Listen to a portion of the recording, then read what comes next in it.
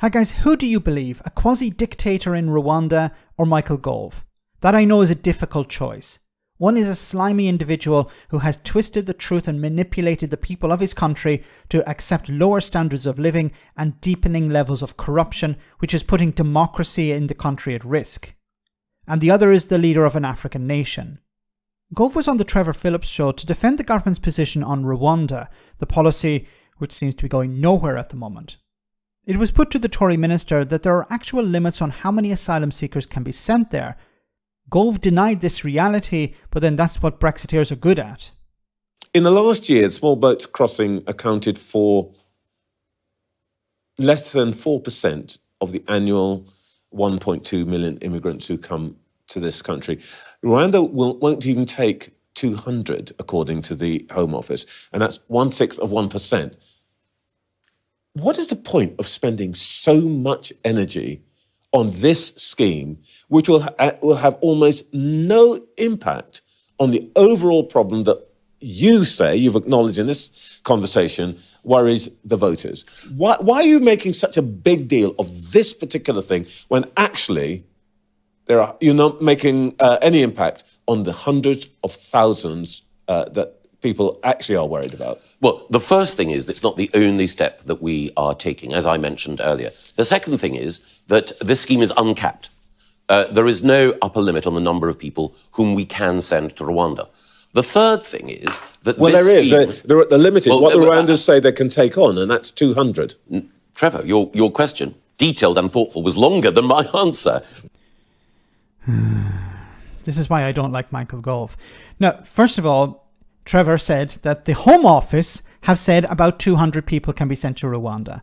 And then Trevor said, well, the Rwandan government said we don't have the infrastructure for more than 200 people. And Michael Gove is saying that the numbers that can be sent to Rwanda is uncapped. So potentially hundreds of thousands of people could be sent to Rwanda. But the Home Office is saying no. And the Rwandan government is saying no. So who do you believe? Do you believe the Home Office? Do you believe the Rwandan government? Or do you believe Michael Gove? But let me just make this point. There is no cap, and the Rwandans have made clear that there is no cap. But they haven't. They've said the opposite. This is the thing about Michael Gove. Michael Gove will lie and tell the truth at the same time. There's no truth so far at the moment, but generally that's his way of working. A bit like Nigel Farage. Weave truth and lies together and then confuse the public. So he speaks with a sense of confidence. He's so confident in his lying that he comes across as somebody who's telling the truth. But if you actually look at what he said there's no cap. There's no limit to the number of people who can be sent to Rwanda.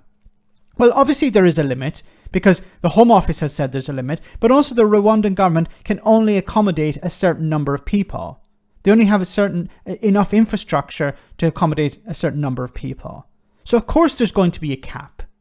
Legislation makes clear that there is no cap. But beyond that, there is... The legislation says there's no cap. What he's talking about here, of course, is the new bill. The same bill that's saying, well, it's actually a safe country. Rwanda is now a safe country. It wasn't a safe country. The Supreme Court deemed it unsafe, but we have deemed it safe. There is a powerful deterrent effect. And we have seen, as I mentioned earlier, numbers reduce as a result of the steps that we've already taken. No. The numbers are down when it comes to boat crossings, in part due to the weather and in part due to other factors. This idea that it's a deterrent, it's not a deterrent. How is it a deterrent? This is the question that needs to be asked. Michael Gove and Rishi Sunak or whoever is defending this policy needs to be asked, how is Rwanda a deterrent? Because on the one hand, they're saying it's a wonderful country, it's a democracy, it has a thriving economy. And on the other hand, they say it's a terrible place. So which is it? Is it a wonderful place or a terrible place? Is it a deterrent? Is it a deterrent? Or is it a wonderful place for people to rebuild their lives? With France, and particularly with Albania, it will now be the case that the people smuggling gangs, and let's remember, it's organised criminals who are behind this trade, that those gangs will know that their business model is broken because individuals who arrive here can subsequently be deported to Rwanda. Okay. Oh, does anyone actually believe this? So he's trying to sell. Of course, he doesn't believe it. He's a Brexiteer and he's a liar and a charlatan. But he's trying to sell people this idea that the criminal gangs will be listening to this, will be listening to Michael Gove, Suella Braverman, Rishi Sunak, and going, oh no, we're going to have to shut up shop because some of the people who will be sent there, 200, no, there's no limit on the number of people who will be sent, who we get to Britain, will be sent to Rwanda instead. And when people start hearing about not getting to Britain but being sent to Rwanda, we'll have to close our businesses. Does anyone honestly believe that? Some people do. The people who bought Michael Gove's lies back in 2016 and still vote for him, those people buy it, but I think the general public don't. I hope he loses his seat at the next general election. This guy needs to be taken out of office. He should be nowhere near the levers of power. Let me know in the comment section, guys, what you think. As always, your comments are greatly appreciated. Thanks a lot.